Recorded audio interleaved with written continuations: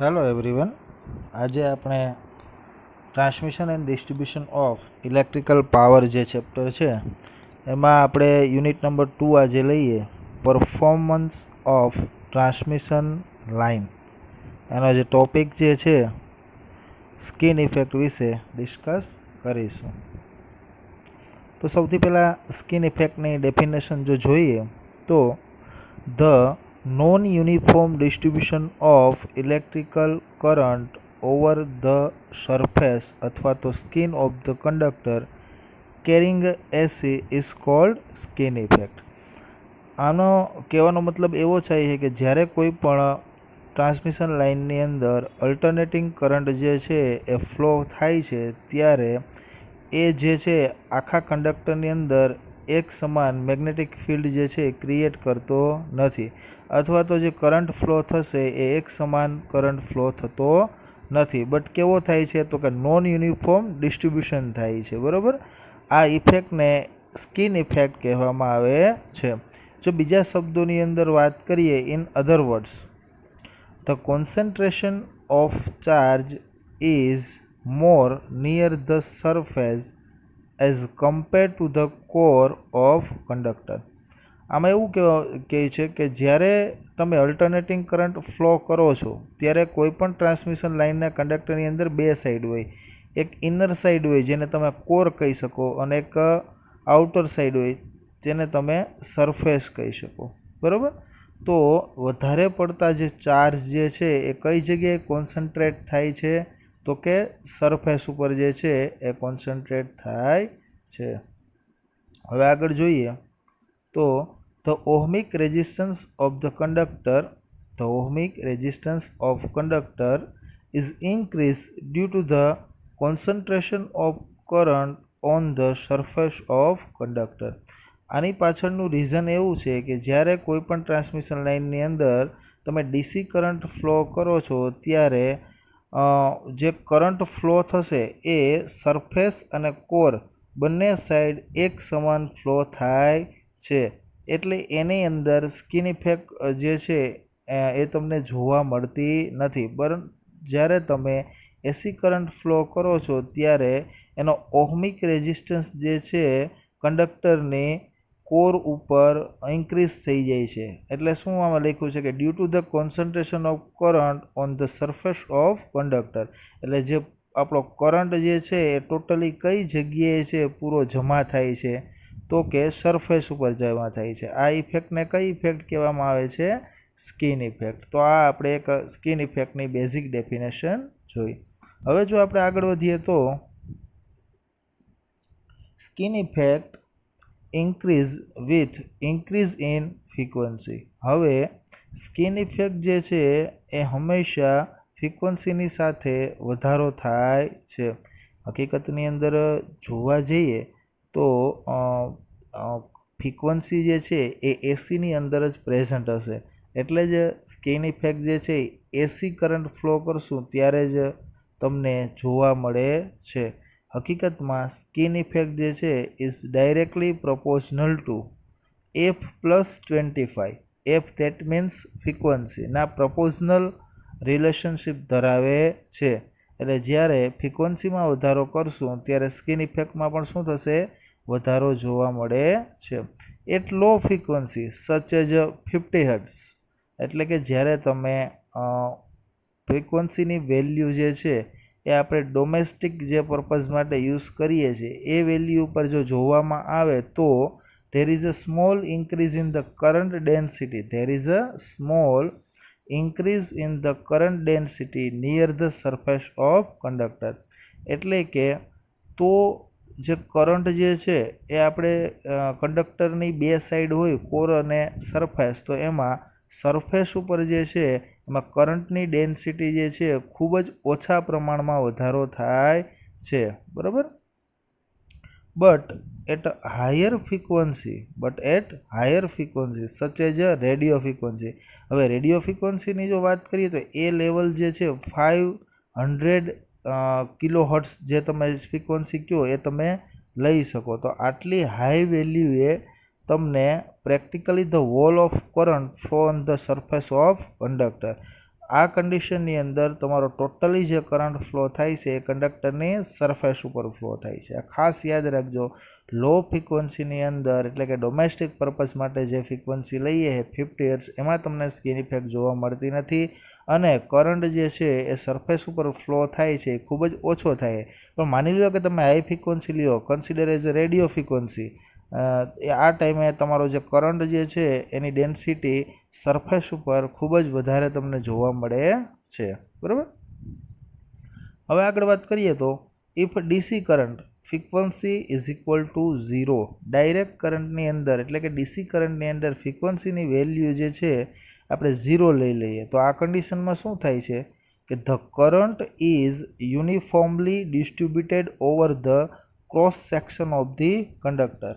આ કન્ડિશનની અંદર તમારો કરંટ જે છે એ સરફેસ ઉપર એક સમાન ફ્લો થાય છે. બરાબર. શું કામ છે કે આની અંદર ઇન્ડક્ટન્સની જે છે વેલ્યુ એ પ્રેઝન્ટ હોતી નથી. ઇન્ડક્ટન્સની વેલ્યુ જે છે ઓબ્વિયસલી 0 શું કામ થઈ જાય કે XL is equal to omega L અને omega is equal to 2πf. હવે એમાં તમે એફની વેલ્યુ 0 લેશો એટલે તમને XLની વેલ્યુ પણ 0 મળી જશે. બરાબર. એટલા માટે ઇન્ડક્ટિવ રિએક્ટન્સ જે છે એ ડીસીની અંદર પ્રેઝન્ટ હોતું નથી.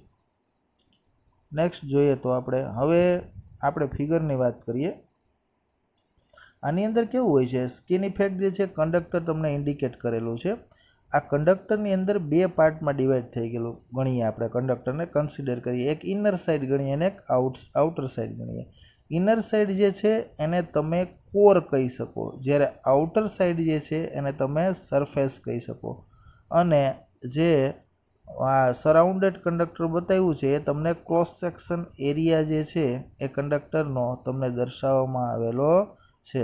તો આની અંદર શું બતાવે છે, જો ફર્સ્ટ લેફ્ટ હેન્ડ સાઈડ તમે જોવો તો એવું લખેલું છે કે core of wire carry a little current. Core of wire carry a little current એટલે કે કંડક્ટરની ઇનસાઇડ એટલે કે કોર ઉપર કરંટની વેલ્યુ ખૂબ જ ઓછી જોવા મળે છે, જ્યારે current flow over the surface of conductor એટલે કે કરંટ ફ્લો એટલે કે વધારે પડતો કરંટ જે છે એ કઈ જગ્યાએ ફ્લો થાય છે તો કે સરફેસ ઉપર ફ્લો થાય છે. બરાબર.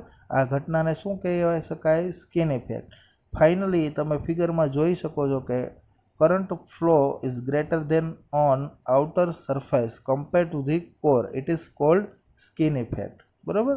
તો આ રીતે તમે સ્કિન ઇફેક્ટ જે છે એ કંડક્ટરની અંદર એક બનતી ઘટના છે, હાઈ ફ્રિકવન્સી ઉપર બનતી ઘટના છે, એ તમે આકૃતિની અંદર જોઈ શકો છો.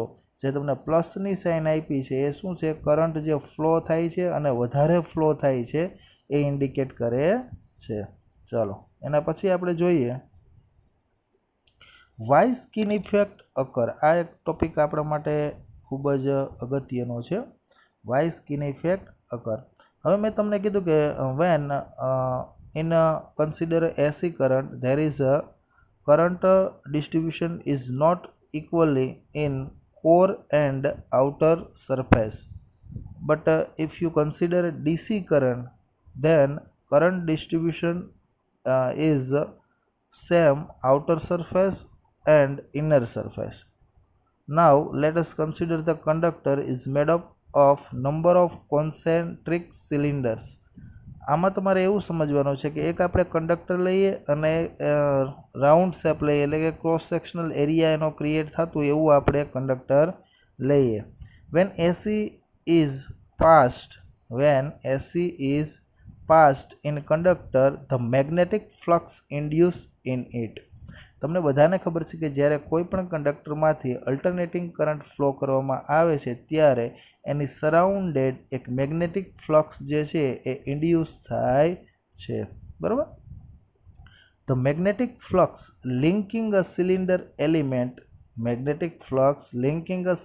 Element near the centre is greater than the linking another cylindrical element near the surface of conductor. હવે માની લો કે કંડક્ટર લઈએ એની અંદર આપણે નંબર ઓફ રિંગ લઈ લઈએ અંદર 1 2 3 4.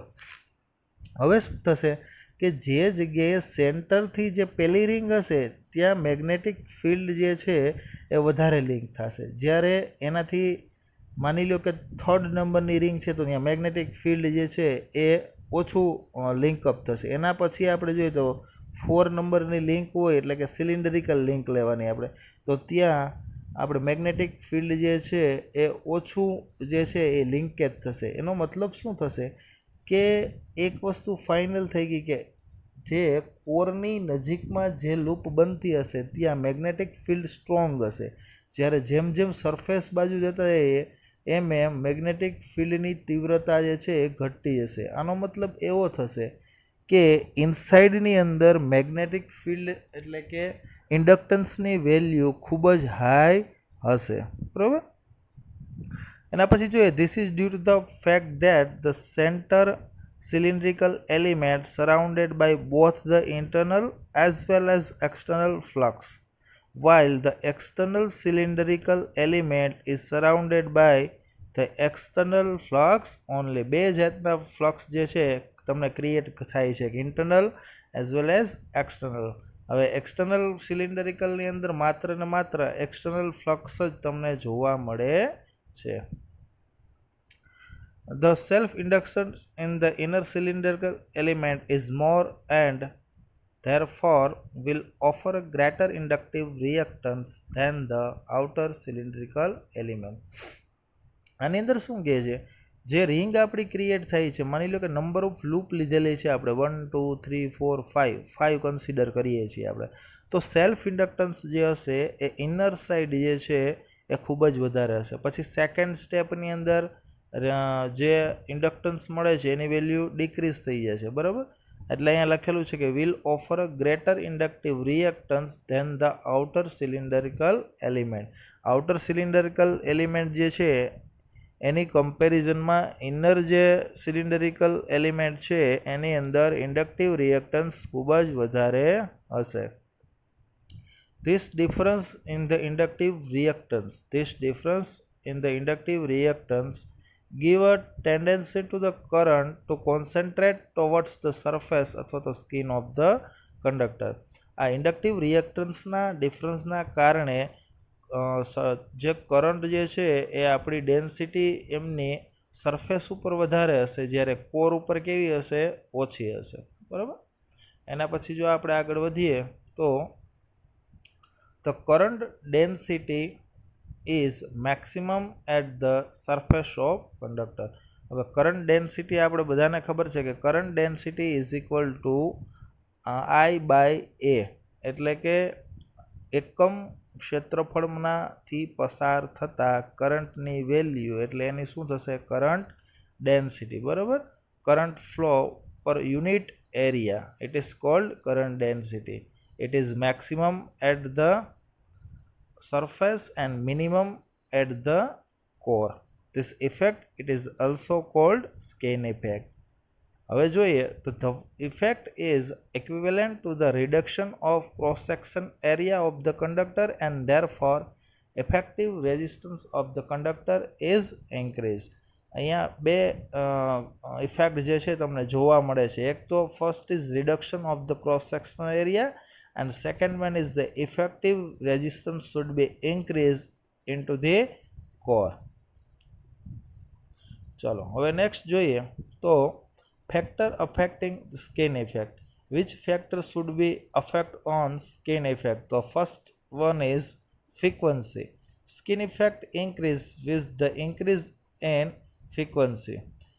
We know that frequency is directly proportional to the skin effect. Otherwise, skin effect is directly proportional to frequency. Skin effect is proportional to f plus 25, where f is called frequency. If f is increases, frequency also increases. Second one, diameter. It increases with the increase in diameter of the conductor. Skin effect also directly proportional to the diameter of conductor. If cross-sectional area of the conductor is increased, so skin effect also increases. એના પછી આપણે જોઈએ the shape of conductor. Skin effect is more in solid conductor and less in the stranded conductor because the surface area of the solid conductor is more. હવે બધાને ખબર છે કે બે ટાઈપના કંડક્ટર જે છે આપણે યુઝ કરીએ છીએ, one is solid and second is standard.